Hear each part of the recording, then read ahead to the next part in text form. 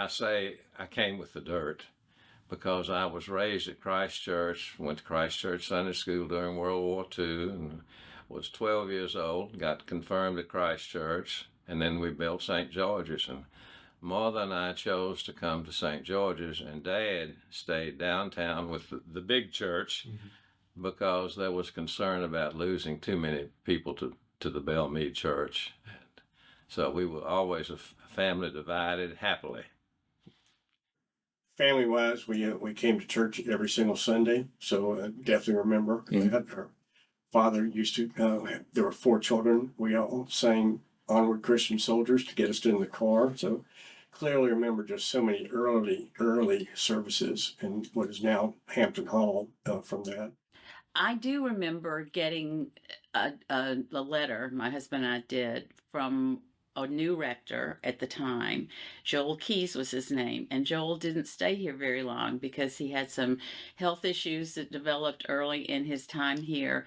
But he was new to St. George's, and we were in that age group with the kids in Sunday school. But we go to church, we drop him off at Sunday school, and then we go home. And he wrote some letters to some couples, as I remember it, saying, I was interesting because he would say, I see you as a potential leaders in your age group at St. George's to be involved in something, and we're trying to start a new class on Sunday mornings for young adults. And I don't know, the hook just caught. Jim once again said, sure, whatever you want to do. But that's when I heard somebody say to me, this is something you have to give here, other than taking home with just something you can be a part of. You know what? Actually, one of my first memories was being trained by Lynn Ragland to Lynn, and how much fun that was. I've always been working in a church, so it was fun to just volunteer, but be in that role. And working with her was probably my first, okay, this is our church. Cool. The priest one of the priests when I first got here was a guy named Clint Wilson, and Clint was fantastic. Made me feel like so welcomed at St. George's. Had a lot of conversations with him about theology and life, and he was the husband of the then director of the Fellows Program, and he was incredible. Yeah, we came over just for a service one day. Just out of curiosity. Cool. Sat in the very, very back row and did not really know what to do. Mm-hmm. But a very nice lady came back and sat with us and gave us a Book of Common Prayer and showed us what to do. And like the page number. Yes. It was that basic. And we started coming every Sunday then and found some of our friends and went with them and been here, 25 years? Yeah.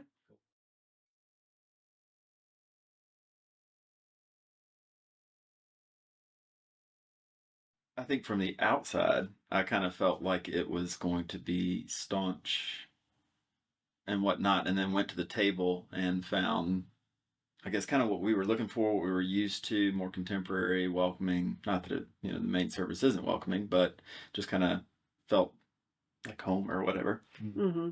Mm-hmm. Yeah. I think whenever I first arrive at St. George's, you just put people into boxes of like, okay, I know exactly the sort of people you all are, and the process of getting to know the different people, names, faces, families, communities that I have at St. George's has really humbled me so much to realize, like, these are, one, children of God that he calls dearly beloved, but also just so uniquely made. People with different skills and interests, and it's been so fascinating and exciting to have conversations with these people about all the different things that really get them excited. So that's been something that's really sweet. They're not monolithic, and that has really pushed back against my own like preconceived notions of who they are and my young college graduate assumptions of like I have the world figured out and I know what's right, and to really see that I don't know. That continues to be one of the things that I love about my job, is just the opportunity to get to know the people, the different people, and that make up this church and have committed their lives to it and to Jesus. One of my friends, and I still laugh about this because she still says it. She calls St. George's Our Lady of the Mink. because of the corner of Bellmead Boulevard and Hardy. She says it jokingly. Yeah, Of course. But that's the long-standing reputation. But I think anyone who comes and meets the people Mhm. and the clergy, they quickly realize that's just it's not It's a not misnomer. accurate. Yeah. I didn't get into the lady of the Cadillac thing, as just we kidded around about it back then, but it still kind of bugs me that people have that, and that they assume that we are different now because we're not like that. I have to argue that we were very welcomed here from the very beginning. It didn't have anything to do with where we lived or anything like that. It was a lot about our need for the program here. And then it became our commitment to being a family here with our children. And they were always kind to Trey in particular in the youth program. He was not, he was the square peg in the round hole, but they were always kind to Trey. And we had adults who mentored him through high school. And one time he wouldn't go in a cave on a EYC trip, and one of the counselor guys just sat with him outside for 3 hours while the rest of the youth were in a cave. But we never felt that. That was so. I kind of bristle sometimes when people say, "But we're not that way anymore." I like to think we weren't that way ever. Yes, I'm sure there was some of that elitist kind of stuff going on, but it didn't affect our experience here, and I'm quite proud of every experience here, but even that far back. You know, there've been years when we had things were going on in the national church, things were going on locally that somewhat splintered our parish. Nothing like what's going on in other denominations at all. I've got to say, with the leadership of Lee Spruill for his incredible 15 years here, he did a phenomenal job of in bringing us together. And again, we weren't divided, just bringing us together, and much more importantly, enhancing all the phenomenal programs in worship here. Brought in phenomenal staff, and that's only been exacerbated in a positive way with now Malone and Colin co-leading this church. It is on fire like I've never seen it before on every single front. You know, we're growing leaps and bounds in terms of the youth group, the children's ministry, attendance, the table service that Malone was hired to come in and structure for us has been an incredible transformation for the church and for me personally.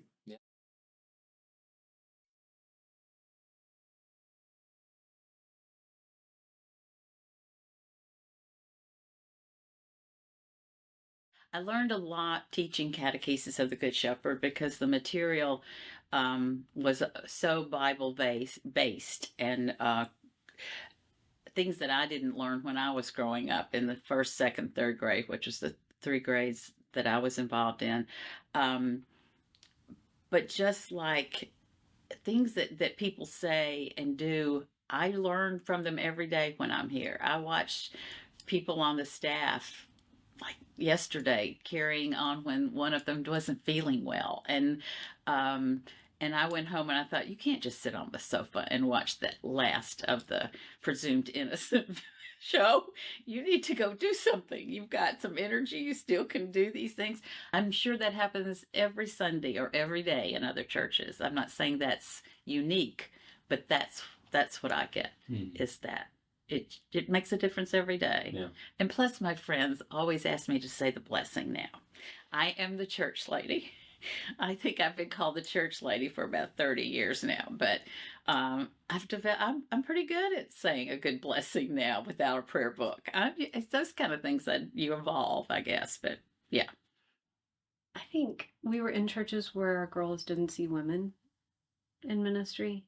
And I don't think I realized what they were missing. They'd seen me as a camp pastor, so they'd seen their mom preach and teach, but they'd not seen other women do it. And I don't think I can underestimate how impactful that was for both girls.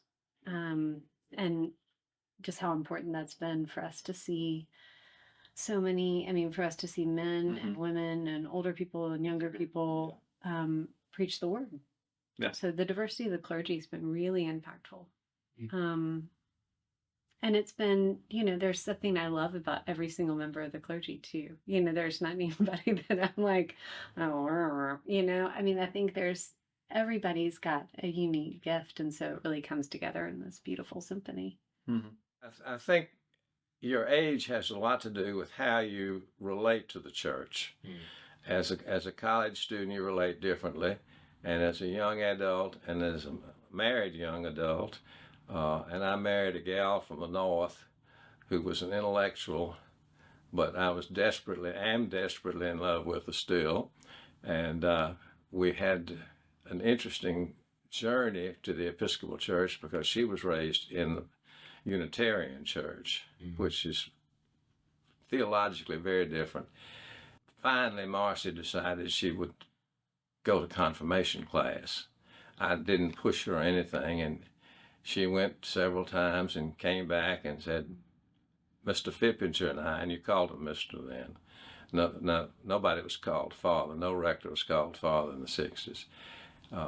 Mr. Fippinger and I are not getting along very well. I think I'm asking too many questions, she said.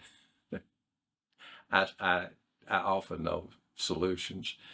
About another week or two, Art Fippinger came to call on Marcy at home, and he said, Marcy, I don't think you are interested in the Episcopal Church. She said, yes, I am, but what I hear you telling me is so different from my background.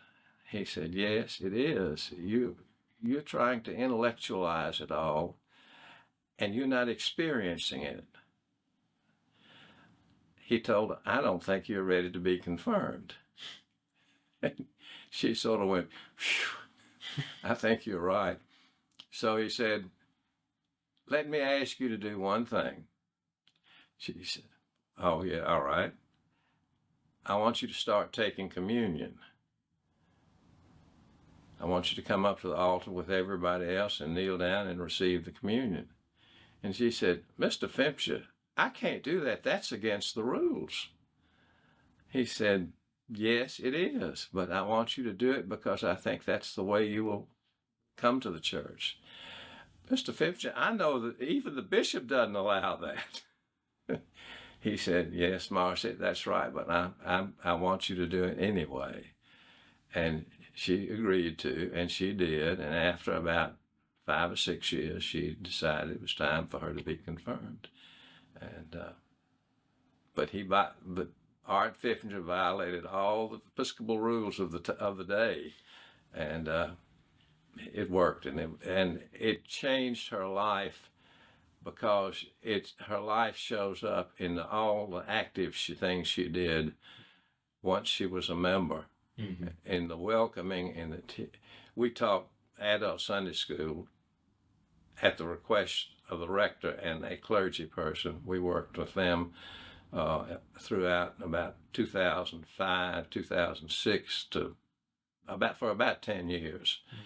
It was Marcy and I and a clergy person that the adult confirmation classes were the leaders. And it was the ultimate satisfactory thing for us, and it was powerful for us. So.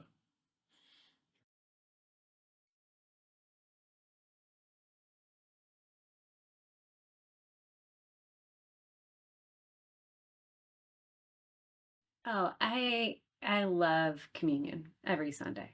I think it's the best of humanity in our whole community. And I love serving because I love what I hear in the background. You know, like Becca's singing, but there's kind of that symphony of what the priests are saying and then what the limbs are saying. And then you have little kids who come up and who are super nervous. And I love watching them get blessed. That's really tender. But you also have just some adults who, you know, I'll see people I know and they're like, hi, you know, or I'll see people who like don't make eye contact, or people who are nervous and don't know what to do, or people who know, you know, just like love taking communion. And so I think that breadth of the communion experience is emblematic of St. George's for me. The flood was big because we lost a couple. And we also lost physical plant use of the downstairs, mostly here. and we lost connection with each other a lot because of the inability to come here and be here. But that first Sunday after that flood, we were here in the nave, and yes, our offices downstairs were just a mess. And we all, as staff members, went upstairs and we worked in big rooms together for about 6 months, but till we could get back in the offices. But what grew from that, I think, was a reality that didn't stop anything here. Things kept going, even though that was huge here. It was huge all over Nashville, though. And the outreach that went to a church community that had a lot of their church, their building, their physical plant was upended just like ours, but they didn't have the resources we did. So to decide to do some kind of a call for funding to help our building, but help their building as well, and to then tithe 10% of the money that was raised in that outreach to go to ministries outside of our church. And I was really proud of St. George's at that point. I think pride's one of those 7 deadly sins or something, but I was very proud of St. George's. The leadership was here, clergy as well as staff, and certainly the vestry and the whole parish. So, and the memories, somebody was just remembering yesterday about shoveling muddy dirt out of the nave or something when we were talking, and I thought we all that were here at the time have those memories, and they're important. They really are. Yeah. And God was in the middle of it. And I think at some point we were going, well, where are you? This is a big mess. But I always think God's in the faces of the people that you're right there with, saying, what are we going to do? That's where God is. And we're here. So.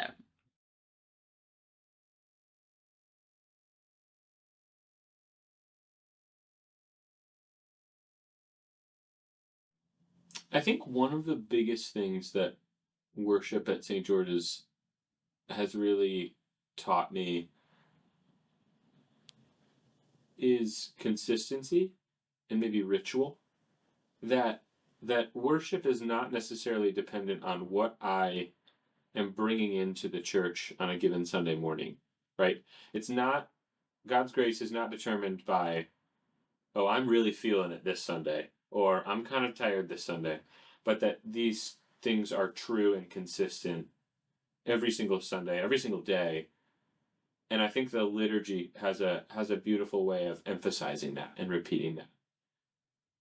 I think when you're on church staff, as I was for so long, it's really hard to work where you worship. And so coming to St. George's, Martha was so great about plugging us in, and I was like, give us just 6 months where we don't do anything. Let us just sit. And so I think it felt really tender at that point, Caroline was still at home, so it was all 4 of us. And for us all to be in church together every Sunday for the whole time. I wasn't getting up and running to the nursery. Bryan wasn't a deacon. Like you weren't doing diaconate stuff. We all were together. And so for the first time really in our whole marriage, our whole family has been able to worship as a family. And that was a really sweet start at St. George's. And obviously I was raising my hand and saying, yes, I want to be up there as soon as I can. But I think even that, walking up to read and then sitting back down, our families together. And I think that's changed our relationship with God on the whole. Yeah. It's become... Because it gives us the opportunity to discuss things more than you weren't in service because you were with the kids or something like that. Yeah. Yeah. So that's been really great. And I think that was kind of an important way to start at St. George's for us all to start together. I think, I can speak for myself, it has grown exponentially since we started. I mean, I attended church, but I didn't participate. I didn't want to volunteer. I was not close to the clergy, the preachers, and that had many different reasons for that. But I think being here and being engaged, it pays dividends. I tried centering prayer. So not for me. I was down the river floating. It was, they say, bring it back, bring it back. Okay. But the fact that learning how to talk to God, how to be in God's presence, how to explain a little bit to children what that means, being able to articulate that through the Sunday school materials that we use here and the years over about sharing with children your faith and how you talk to God and how He's with you and He's in you, and all that we teach them about the wine and the water when we talk about the Eucharist and we're combined and we can't be separated. All that has enabled me personally to feel just at home with knowing God is in me, He's in you, He's in all of us, and He's at St. George's, and yeah, it's very comfortable with that part.